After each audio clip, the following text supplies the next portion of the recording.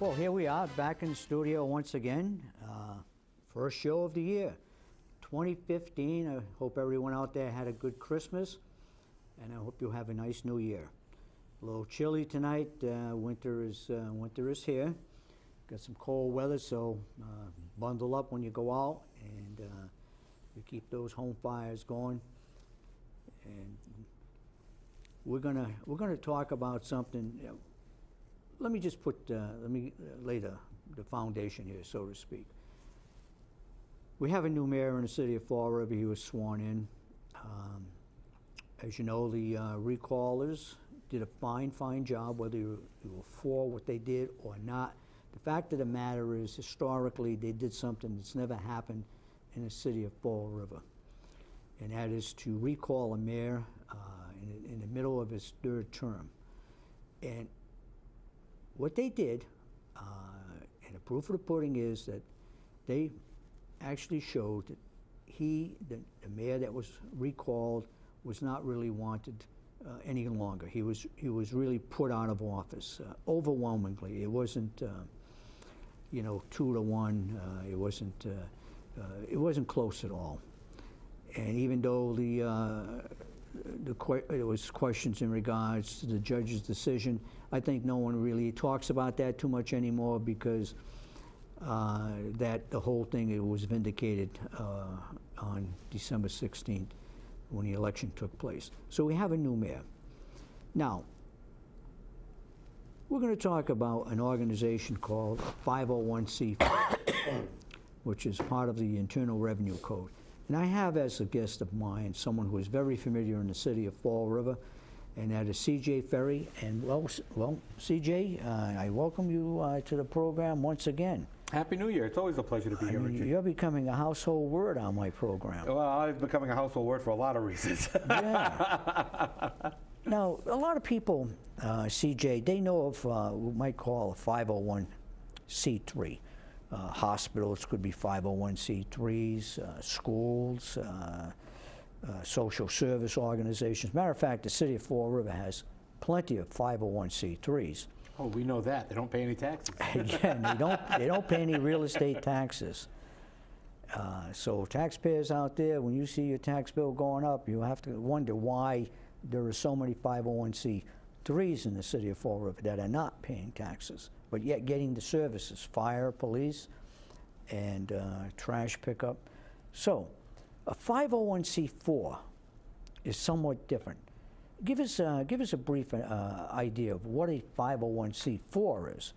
Well, a 501c4 is a part of the Internal Revenue Service Code, and it allows for organizations who work in the political area to be tax exempt, to solicit contributions which are tax exempt, and they can disperse their money or dispose of their money in any way that they see fit, which does not violate the Internal Revenue Code, nor violate any state statutes. Now, most political organizations are what are called PACs, or political action committees. But 501c4s are different in that they also do education and educational services for specific purposes. And they can be a number of things. A very familiar 501c4 organization here in the Fall River area is the Coalition for Social Justice. And the Coalition for Social Justice not only has their political arm, but they have their educational arm. And they're both 501c4s. And as we've seen the Coalition for Social Justice, they've become involved in questions like Fair Wage Acts, political elections, questions regarding healthcare benefits, and other areas of creating political activism within our community. Let me ask you this, CJ. So you're in a process, I believe, of forming this organization. Correct. So it won't be too long, as a matter of time, that this organization will be functioning. Now, part of the process, once you have the organization functioning, that means, of course, you have to submit your paperwork to the IRS, and they'll have to approve the organization. Someone could come up and say, CJ, I get $10,000 here. I want to make a donation to your organization. I don't want anybody to know that I gave you the $10,000. But I want you to use this money to support a candidate that I like very well. Or I want you to use this money to support an issue that I like very well. We'll say the person is pro-choice and says, you know, there's going to be a candidate, he's running for office, and well, I don't like his stance in regards to that, and I want you to support the other candidate. Are we on the right track here? Well, kind of, but you're not, because if I were to give $10,000 to an organization like that and say, I want to be sure that, you know, Joe Smith doesn't get reelected, okay, and I want you to do that, then I'm acting as a political action committee. My efforts are directly related to changing politics as we know it.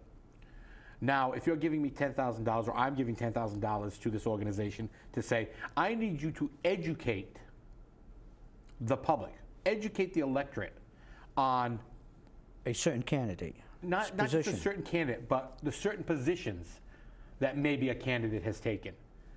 That is legal, because we're educating the public on the issue.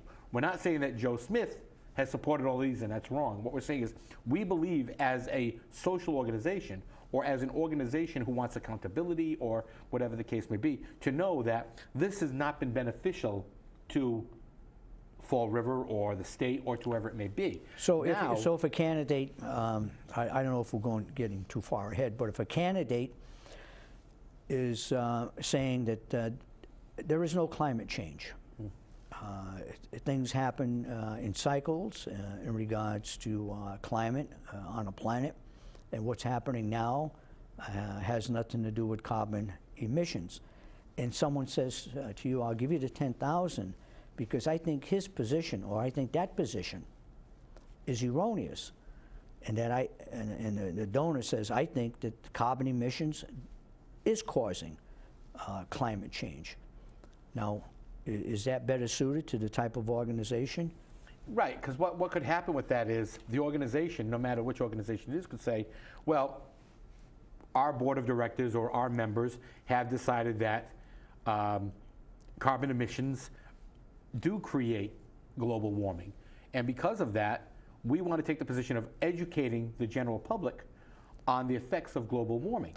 Okay. And where it comes from, and present the scientific evidence, the hearsay, and everything that goes with it. And that's an educational program. And you make this program of yours publicly known. Correct. So someone then comes along and says, I understand that this is what you are advocating, your organization, and here's $10,000 towards your program of educating the public in regards to climate change, global warming. But I don't want you to let anybody know I gave you the $10,000. And that would be perfectly legal. Whereas a political action committee, they can't do that. A political action committee has to account for every dime of every donor. Okay? In other words, So if Joe Smith gives us $10,000, you have to. we have to account that Joe Smith gave us $10,000. But if the law says he can only give us $1,000, because effective January 1st, the rules changed for donations in Massachusetts, Joe Smith can only give a PAC $500, but he can give a candidate $1,000. But as a 501c4, because we're an educational and social organization, we can take that money. The 10,000. The 10,000. And you don't have to identify the donor. Correct. Unless the IRS came forward and said, we want to know who gave it to you. You know, we obviously have to have some accounting. We can't just take $10,000 cash and say, okay, we got $10,000 cash. But to make it public record on who gave us that money, no, we wouldn't have to do that. Otherwise, and there are anonymous donors all the time to 501c3s, 501c4s, to many organizations such as the Masons, the Knights of Columbus. They're all different types of 501c organizations. And usually threes. Yes, but fraternal organizations aren't threes. They are 501f something. But 501c4, though, people think of those organizations as political organizations. Right, for the most part, they are. They're political education associations. And so your organization, let's look down, the road a little here and say that 8 months, a year from now, you're sitting there at a board meeting or a monthly meeting, and you find out you get $35,000, $40,000 and the Treasury. An election is about to be begun, and you look at the candidates that are running and to see if any one of those candidates matches what your organization is about. And if they do, and your board says, X candidate, he has similar views as our organization, you will be able to donate to that candidate? You'll be able to donate limited amounts, which are governed by Massachusetts Office of Political and Campaign Finance, and you'll be able to donate, which is more important to many campaigns, services, phone calling, phone banking, voter and constituent contact. It's a lot of in-kind services? They're very much like in-kind services. And what happens is the organization puts together a group of people who go door to door and knock and say... You can put an ad on the radio and say, our organization, Organization Y, is supporting candidate X because candidate X has similar views or a similar program, or part of his agenda or platform has to do with what our organization is promoting. Correct.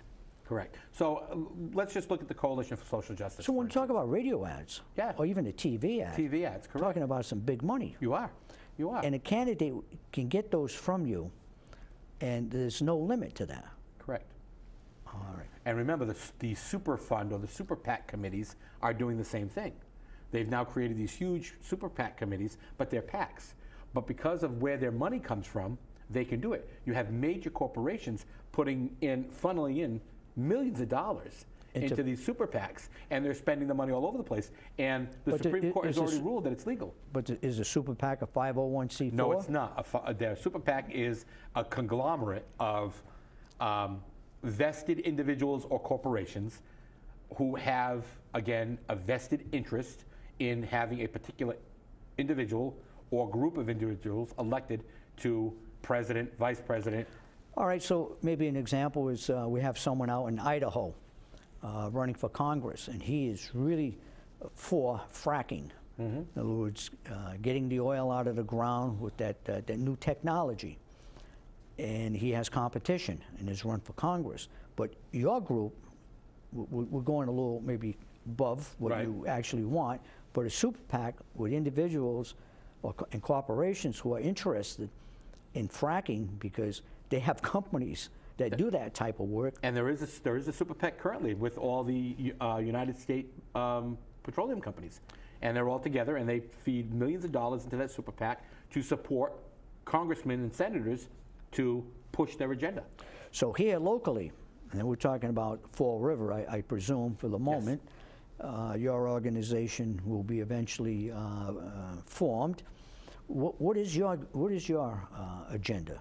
What are some of the things that you'll be looking to support? Well, Richard, the organization that we actually currently exists under a different format. And it was actually formed on your show several years ago, if you remember correctly. Dan Robillard, Chip Kamara, and myself were sitting on the panel show, and we were talking about some accountability that we wanted for in government. And Chip turned around and says, we need a coalition of people to require accountability in government. And Dan Robillard agreed, and so did I, and the brainchild for Citizens Alliance for Accountability in Government came along. Now, is that going to be the name of your... That will remain the name, yes. Okay, Citizens Alliance. For Accountability in Government. Okay, that's a long... Yeah, it's a long name. Okay. We call it CAG for short. CAG, C-A-A-G. C-A-A-G. Currently, the Citizens Alliance exists as, or I should say previously existed, as a political action committee with the Commonwealth of Massachusetts under OCPF regulations. And the reason for that was its main purpose at that point in time was to fund the legal fees for the recall. So every dime that came into that organization was then redirected right back to the legal fees. But because the organization had taken such a kick in interest in accountability, because we're causing that to happen, we looked at another way of getting out from underneath the OCPF regulations to be able to do what we really had set out to do initially, and that was to hold public officials and our city and our county and our state accountable for how they spend our tax dollars and how they actually vote for some of these crazy off-the-wall tax increases that people can no longer afford. Your group, or the people you've mentioned, have been very passionate about good government for many, many years. I mean, it precedes the recall initiative. It goes back a number of years, if It goes if I'm back to correct. prior to the Lambert administration. Now, you'll be unique, your organization will be unique in Fall River. You have a single type agenda or organization that will promote or support good government, as you say, Citizens Alliance for Accountability in Government. So if you, let's bring it right back to local issues, local venue. You have a city council in Fall River, and you might be, your group, your board of directors, the members that attend your meetings.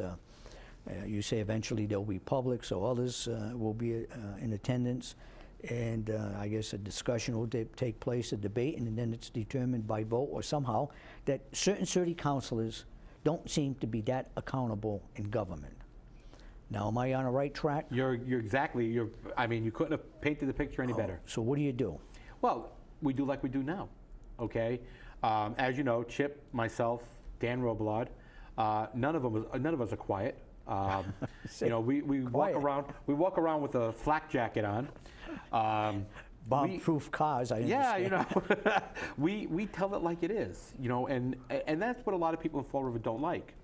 But meanwhile, and you saw this in the recall, you've seen this now becoming very public. We had a huge turnout for Fall River on a special election in the middle of winter. 16,000 people came out to say, get out, leave. It was unbelievable. I personally think historic event. it was, and it's the first historic event in the sense that it's the first recall that has successfully happened in the Commonwealth of Massachusetts. It's amazing. Okay, and right now in Saugus, they have one coming up. They just got their date, and they're moving forward to have a recall of their entire Board of Selectmen. So have you been contacted? We have been contacted by Saugus, yes. And so has our attorney, Les Rich. But this is what we're here for. The Citizens Alliance is here to educate you on the process, to show you what can be done, and to educate you that you are the voter. These people don't work for themselves. They don't work for Government Center. They work for you. They work for me. They work for the voters of Fall River. And I'm not saying that we go out and we recall everyone because they, you know, stubbed their toe the wrong way or they, you know, wore the wrong. But you're looking for hairstyle. you're looking for a pattern. We're looking for a pattern, and we're also looking for the fact that you need to be held accountable, so that when I go before that city council, which up until recently, we always felt we weren't being listened to, that when you come into the city council meeting, when you come in to meet with your mayor, when you call up your governor's office and you say, this is what I'm having a problem with, and this isn't the first time, and this is a regular and recurring pattern, what are you going to do to change that? That they listen to you and they say, you're right, let's look at what a solution is. So the organization gets formed. You have, we'll say, maybe monthly meetings, and you have your organizational people, a president, a clerk, a board of directors. And are you going to invite the public? In other words, will you have, you know, a notice placed in a paper, a meeting of the Citizens Alliance at 7 o'clock at a certain place, public welcome? Is that part of what you'll be doing? Yes, because that's part of the educational process. It also allows the people, the citizenry, the voter, to take ownership. Because this organization is not going to be my organization. It's not going to be Chipper's organization. This is going to be, again, the people's organization. We started something with a recall, but we don't want to let it die there.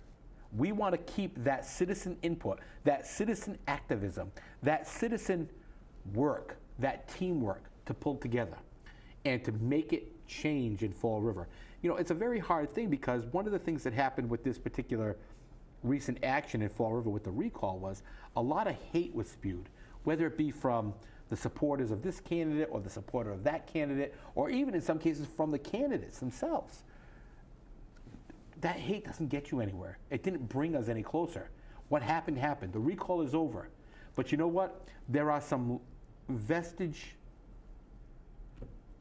parts of that recall which still exists. And some of those need to be nurtured. So in other words, the energy is still there, apparently, and is. The people who were involved in the recall want to continue with the process of good government, not necessarily, like you mentioned, recalling people, you know, every 6 months, because that's arduous work. I mean, you just don't go out there and recall. Believe me, this wasn't our first time at the this wasn't our first time at bat for this, and it takes a lot of work to do. But the thing is, the Damocles sword, that's right, is going to be there, and candidates or people in office, probably more so, could have your organization could have a chilling effect in the sense that. Well, it can, and I think one of the most important thing for us to remember is that an ounce of prevention is worth a pound of cure. So you figure you're going to get really better government out of this? I think that if we nurture what has happened correctly, and I firmly believe this, if we nurture this correctly, we will have a better government, because everyone who's elected will know that at any point in time, the citizens can have a revolution. So citizens can come before your group when you have a meeting and express their views. Maybe, yes, not, you know, stand up and say, I'd like to talk about this for a moment. You might have a candidate that's in office that comes to your meeting and says, you know, what I think you're doing is great, or what I think you're doing needs to be shifted in this direction. And also, you might have not only a candidate, now I mentioned a candidate in office, but an office holder, but you might have someone running as a candidate for an office. They'll be able to attend too? Sure, sure, and that's the whole Will thing. you bring in speakers? We'll bring in speakers, we'll bring in whatever the people want. Again, so in other words, someone from the Attorney General's office might come before your group exactly and speak for a half an hour or right. so? OCPF may come down and speak. I mean, we don't know who's going to come, and we're not going to stop anyone, because you know why? We believe in open government. And open government can't just be, well, you're in government, so it's got to be open. We believe in open government, transparency of government everywhere. Will you have an election each year? Yes. I hope so. Yeah, of course, of course. We'll, you know, our officers and our board members will be elected every year. And they won't necessarily be limited to the people that formed this organization. So in other words, the board of directors could be expanded.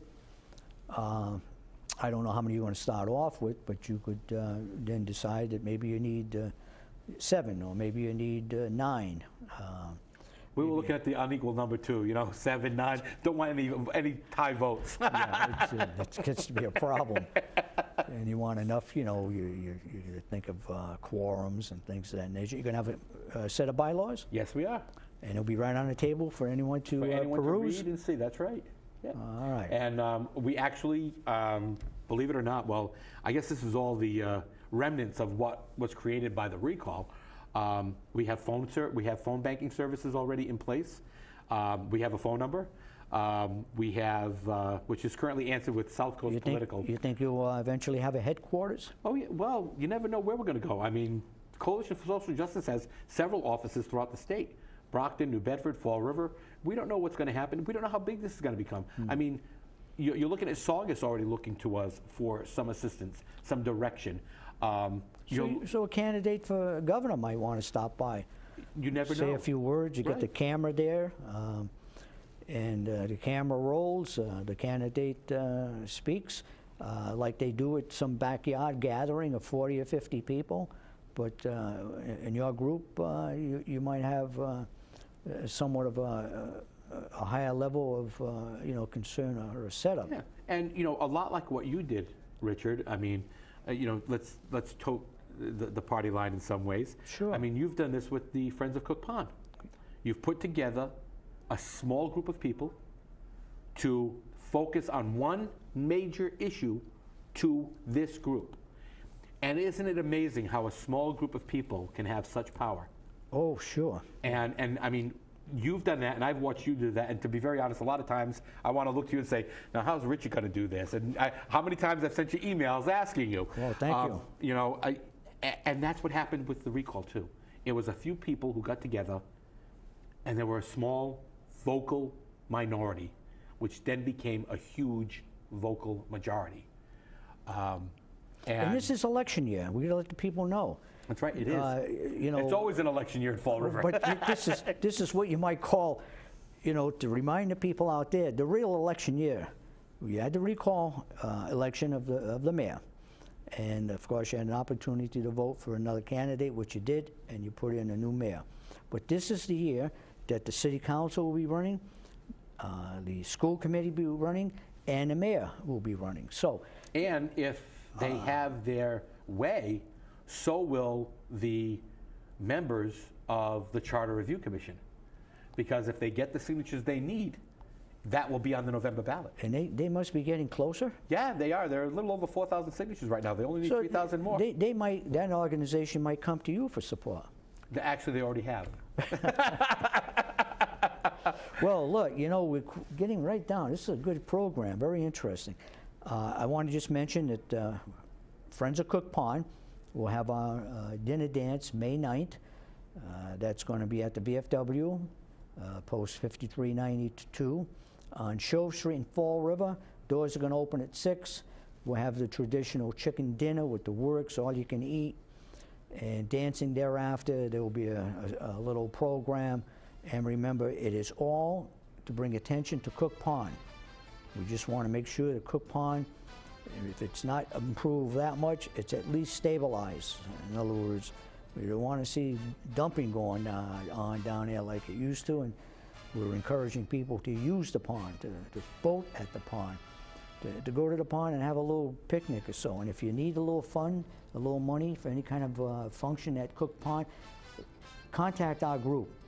We're open to donations to help out Boy Scouts, etc., fishing clubs, to do things at the pond. So And the chicken dinner's great. CJ, And the chicken dinner's great. great to It have you really on the is. program again. Always a Anything? pleasure. Wanna Always a Get pleasure. the last word, CJ. Well, I mean, it's your government, it's your people. It's time for you to be sure that the people you elect are accountable.